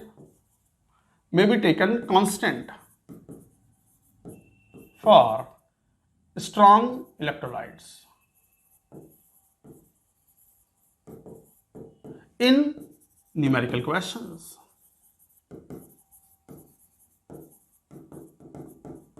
numerical questions में वीक इलेक्ट्रोलाइट में लैम्डा एम का वेरिएशन कोई खास होता नहीं है, बहुत कम वेरिएशन है। तो न्यूमेरिकल्स में कंसंट्रेशन 0.5 m हो या 0.1 m हो, दोनों का लैम्डा एम हम बराबर मान सकते हैं। वीक में नहीं, स्ट्रॉन्ग में केवल, for strong electrolyte only in numerical questions. Weak में नहीं, वीक में तो वेरिएशन बहुत शार्प है भाई, नोट करो पूरी बात। अब बात आती है कि कोलराश लॉ है क्या, what is Kohlrausch law. Kohlrausch law ने यही प्रैक्टिकल प्रॉब्लम सॉल्व की बेस्ड ऑन ऑब्जर्वेशन कि भाई जैसे स्ट्रॉन्ग इलेक्ट्रोलाइट तो ग्राफ को एक्स्ट्रापोलेट कर लिया तो we can find out the lambda M naught for strong electrolytes experimentally, but weak electrolyte के लिए हम experimentally lambda M naught find out नहीं कर पाते। तो ये प्रॉब्लम दूर की कोलराश साहब ने क्या से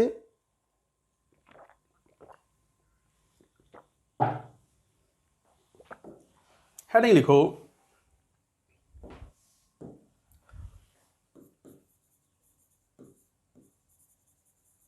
कोलराश law of independent migration of ions. Kohlrausch law of independent migration of ions का मतलब यह हुआ कि कोलराश साहब ने कहा कि इनफाइनाइट डाइल्यूशन पर केवल इनफाइनाइट डाइल्यूशन पर, चाहे वीक इलेक्ट्रोलाइट हो या स्ट्रॉन्ग इलेक्ट्रोलाइट हो, there is a definite contribution of individual ions in the molar conductivity of electrolyte. So at a given temperature, at infinite dilution, ये word important है, केवल infinite dilution पर ही ऐसा होता है। At infinite dilution, there is a definite contribution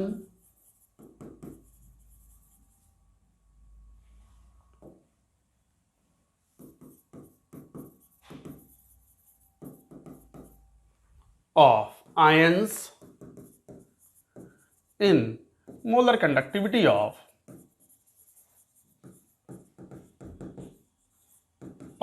an electrolyte. So at a given temperature, infinite dilution, there is a definite contribution of ions in the molar conductivity of an electrolyte. Both strong and weak electrolytes.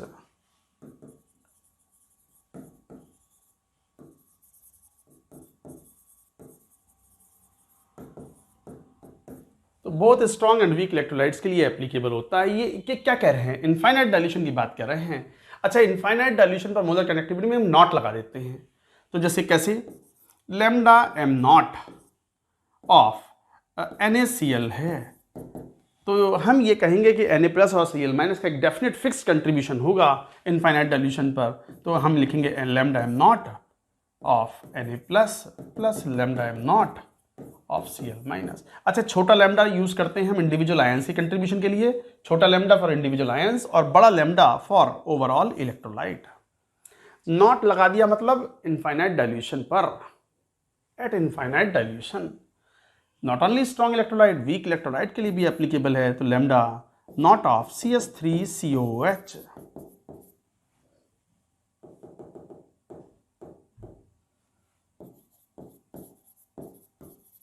ये तो week electrolyte है।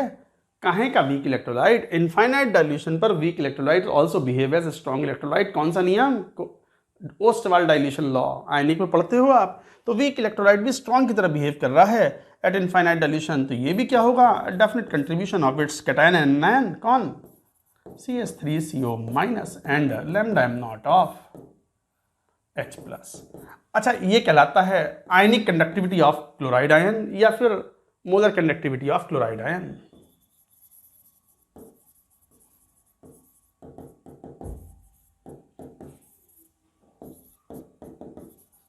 और ionic conductivity भी बोलते हैं।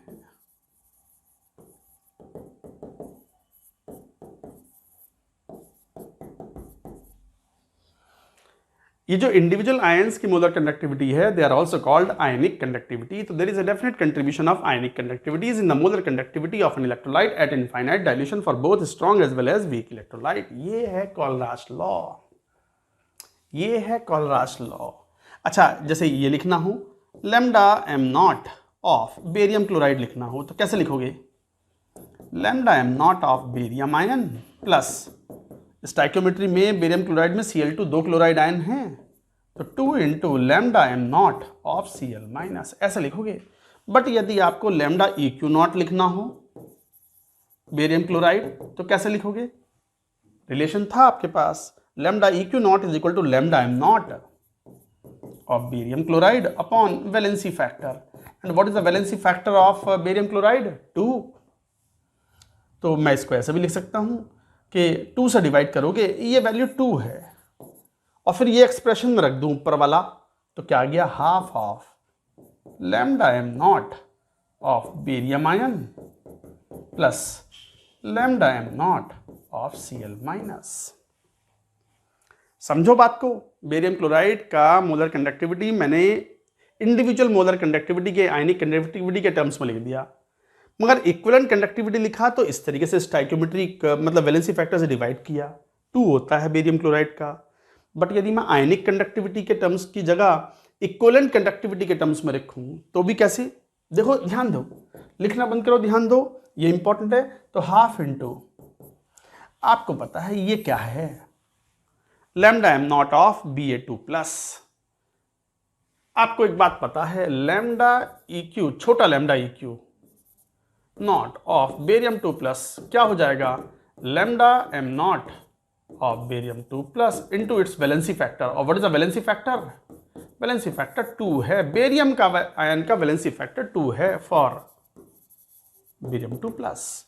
Barium 2+ का valency factor भी 2 ही है। जब 2 से डिवाइड करोगे और जब 2 से, तो इसका मतलब लैम्डा एम नॉट बेरियम 2+ किसके बराबर हो जाएगा? 2 इधर आ गया, तो 2 into lambda EQ0 of barium 2+, 2 से 2 मल्टीप्लाई हुआ, lambda EQ0 of barium 2+ plus ये 1 था, 1 into lambda EQ0 of Cl-, 2 से ये 2 कैंसिल आउट हो गया, और देखो एक्सप्रेशन क्या, lambda EQ0 of barium 2+ plus lambda EQ0 of Cl-।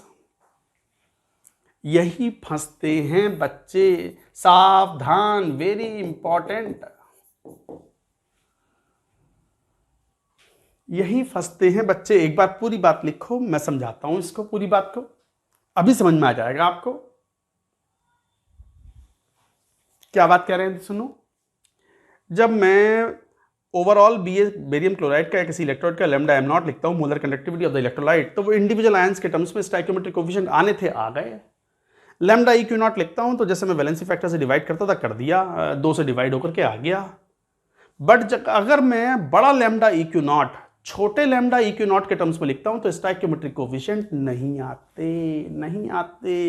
बिल्कुल यही एक्सप्रेशन अगर मैं एल्यूमिनियम सल्फेट के लिए लिखूं तो कैसे लिखूंगा, देखो मान लो lambda M nought of Al2SO4 thrice, इसके लिए लिखना है तो कैसे लिखूंगा बोलो, 2 into lambda M nought of Al3 plus 3 into lambda M nought of sulphate ion. आई बात समझ में। बट यदि मुझे लैम्डा ई क्यू नॉट लिखना हुआ एल्यूमिनियम सल्फेट के लिए तो बताओ मैं कैसे लिखूंगा, वैलेंसी फैक्टर से डिवाइड करूंगा। वैलेंसी फैक्टर कितना है, 6 है, 6 से डिवाइड करूंगा इस वाले टर्म को तो कितना, lambda M nought of aluminium sulphate divided by 6, और 6 से डिवाइड करूंगा तो कितना, 1/3 lambda M nought of Al3 plus 1/2 lambda M nought of SO4 2-। ये हुआ। बट जब मैं individual lambda E Q not के टर्म्स में लिखूंगा तो फिर ये स्टोइकियोमेट्रिक कोफिशिएंट नहीं आएंगे, तो ये आ जाएगा lambda E Q not of Al3 plus lambda E Q not of SO4 2-। ये है lambda E Q not of Al2SO4 thrice. Important, जब भी हम बड़ा लैम्डा ई क्यू नॉट छोटे लैम्डा ई क्यू नॉट के टर्म्स में लिखते हैं तो स्टोइकियोमेट्रिक कोफिशिएंट अपीयर नहीं होते। जैसे और एक example in general, lambda E Q not of AXBY लिखूं मैं तो मैं कैसे लिखूंगा, लैम्डा ई स्टोइकियोमेट्रिक कोफिशिएंट नहीं आएंगे तो क्या आ जाएगा, AY plus lambda E Q not of BX-, ये आएगा। अगर बड़ा लैम्डा ई क्यू नॉट छोटे लैम्डा ई क्यू नॉट के टर्म्स में लिख रहा हूं, इक्विवेलेंट कंडक्टिविटी के टर्म्स में स्टोइकियोमेट्रिक कोफिशिएंट नहीं आते। इसका यूज आएगा when you attempt numerical questions, advanced में क्वेश्चंस आते हैं तो इनका यूज आता है, हम फंसाते हैं इन छोटे छोटे पॉइंट्स में। तो ये था Kohlrausch law of independent migration of ions at infinite dilution. आज चलो यहीं स्टॉप करते हैं। Applications of Kohlrausch law which is very very important we shall take in the next lecture. That's it for now.